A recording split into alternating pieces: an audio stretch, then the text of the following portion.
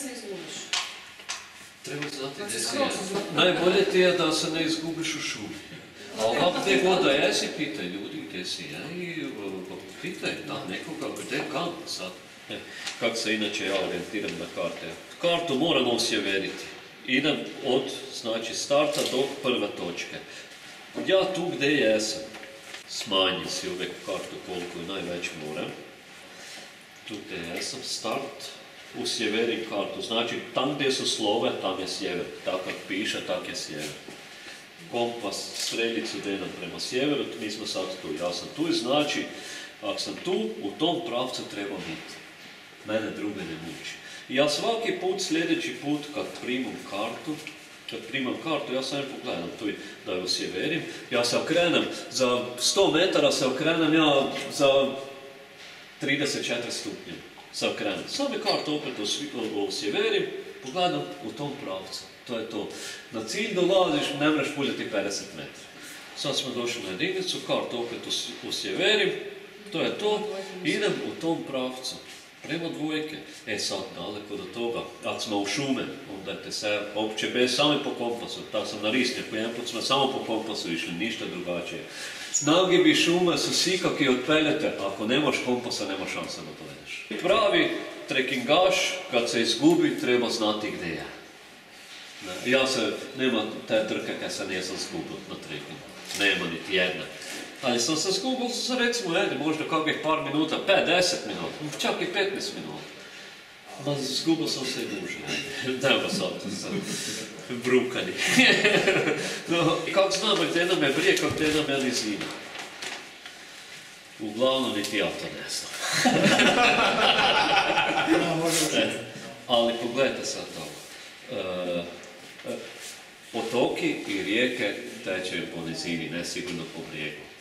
Sve ove crta, ove izohipse su vam 10 metara. Znači, ako je ova najniža točka gdje je nizina, od toga 10 metara znači otud ide sve gore vrh. Tako je. A na vrhu vam uvijek ima ovi neki kružići.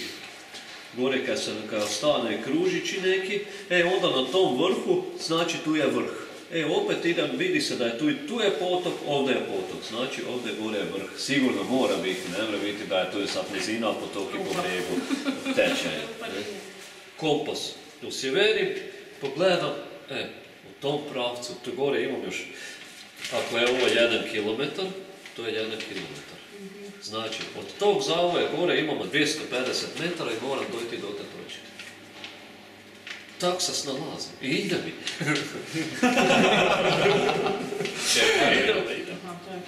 To je kilometar. To je sve ti kvadratići, to je 1 kilometar. Isto i na ovoj karti, to je 1 kilometar. Ja sam si taj karti kupil, imam jedno 15 karti na katastru sam pokupovao karta cijeloga Zagore, tako da... Na pameti učiš, polako. Ne, na pameti učim. Znam gdje god da jesam, znam gdje sam je. Osim kad ne znaš. Osim kad ne znam, ali ubrzo znam gdje sam je. Ubrzo saznam gdje sam je. Kad baš one nisu putevi bili, kad mi je bilo bliže, negdje zbilja dosta bliže poprek, a nemam kompasa, sunce. Samo pogledam koliko je sati, većinom je to bilo da ide oko pol dana. Znači, jug mi je u leđima, kad sam išao prema sjeveru, sunce mi je tak, znači ja trebam iti prema sjeveru. Ili trebam iti prema istoku. Sjeno mi mora biti s lijeve strane, tu, ja idem prema istoku, znam to je taj pravac.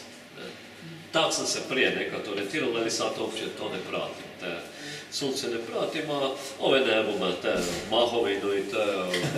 To sad raste po svukli. Ima koja stane